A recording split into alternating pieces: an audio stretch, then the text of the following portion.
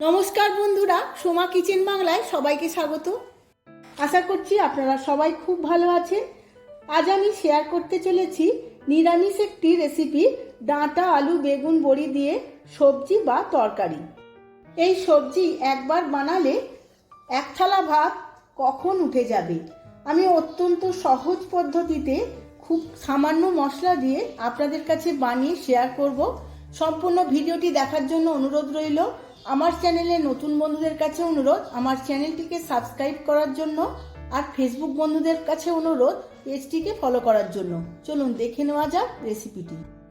ডাঁটা আলু বেগুন বড়ি দিয়ে আমি একটা নিরামিষ সবজি বানাবো। তার জন্য নিয়ে নিয়েছি আলু, বড় বড় করে কেটে নিয়েছি, ডাঁটা বেগুন, এখানে নিয়েছি বিউলির ডালের বড়ি, আর নিয়েছি টমেটো।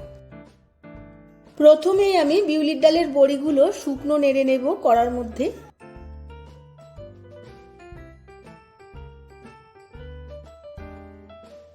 বড়িগুলো শুকনো নেড়ে নেওয়ার ফলে ময়েশ্চারটা পুরোপুরি শুকিয়ে গেছে। এবার দিয়ে দেব 2 চামচ সর্ষের তেল। সর্ষের তেল দিয়েও আবারও 2 মিনিট ভেজে নেব।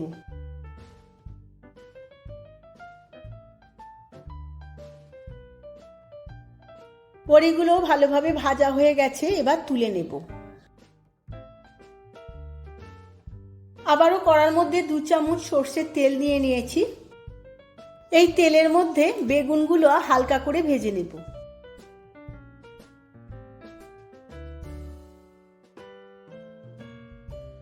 বেগুনগুলো হালকা ভাজা হয়ে গেছে, এবার তুলে নেব।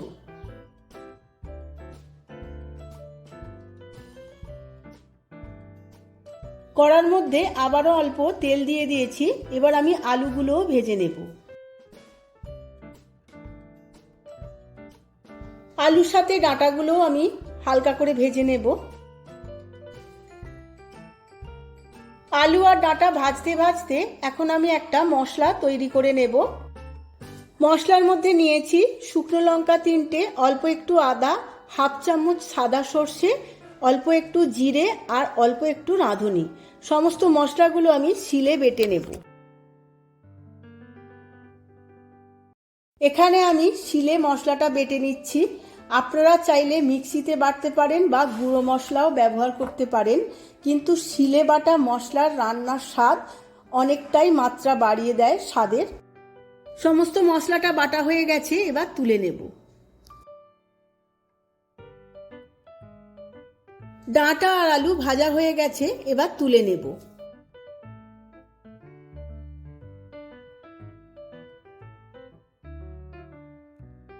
ওই একই তেলে আমি কিছু ফোড়ন দিয়ে দেব। তার মধ্যে দিয়ে দেব 3টে শুকনো লঙ্কা, অল্প একটু 5 ফোড়ন, আর দিয়ে দেব অল্প একটু হিং। সমস্ত ফোড়নগুলো খুব ভালোভাবে ভেজে নিয়েছি। এবার এর মধ্যে দিয়ে দেব একটা কেটে রাখা টমেটো। টমেটো আমি ভালো করে ভেজে নেব। টমেটোটা ভাজা ভাজা হয়ে গেছে, এর মধ্যে দিয়ে দেব অল্প একটু নুন।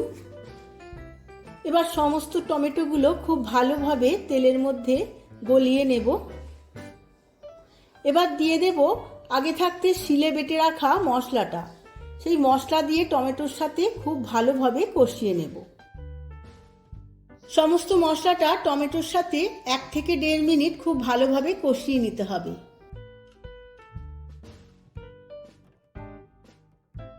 কষাতে কষাতে এর মধ্যে দিয়ে দেব 1 চামচ হলুদ গুঁড়ো, আর দেব হাফ চামচ কাশ্মীরি লঙ্কার গুঁড়ো। সমস্ত কিছু আবারও একবার কষিয়ে নেব। এবার আমি অল্প পরিমাণ জল দিয়ে আবারও একবার কষিয়ে নেব। মশলাটা খুব ভালোভাবে কষানো হয়ে গেছে। এবার ভেজে রাখা সবজিগুলো এই মশলার মধ্যে দিয়ে দেব।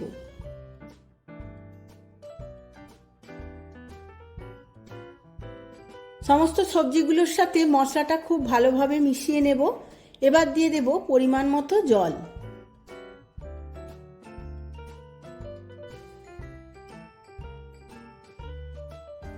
জলটা দেওয়ার পর সমস্ত সবজির সাথে খুব ভালোভাবে নাড়াচাড়া করে নেব। এবার দিয়ে দেব স্বাদ মতো নুন। গ্যাসের ফ্লেমটা মিডিয়াম টু লোতে রেখে চাপা দিয়ে 10 মিনিট সেদ্ধ করে নেব। আলুগুলো আমার অনেকটাই সেদ্ধ হয়ে গেছে। এখন এর মধ্যে দিয়ে দেব ভেজে রাখা বড়িগুলো। বড়িগুলো দিয়ে খুব ভালোভাবে মিশিয়ে নেব। এবার চাপা দিয়ে আরও 1.5 থেকে 2 মিনিট সেদ্ধ করে। তরকারিটা আমার একদম রেডি হয়ে গেছে। এবার আমি গ্যাসের ফ্লেমটা অফ করে দেব। কিছুক্ষণ পরে আমি সার্ভ করে নেব। আমি সার্ভ করে নিয়েছি ডাঁটা আলু বেগুন বড়ি দিয়ে তরকারি। দারুণ দেখতে লাগছে। আপনারাও যে কোনো নিরামিষ দিনে এইভাবে বানিয়ে ফেলুন আর ভাতের সাথে সার্ভ করুন, দেখবেন সবার খুব ভালো লাগবে। ভিডিওটা যদি ভালো লেগে থাকে ভিডিওটিতে প্রচুর লাইক শেয়ার কমেন্ট করবেন। আজ তাহলে আসি, আবার দেখা হবে পরবর্তী ভিডিওতে।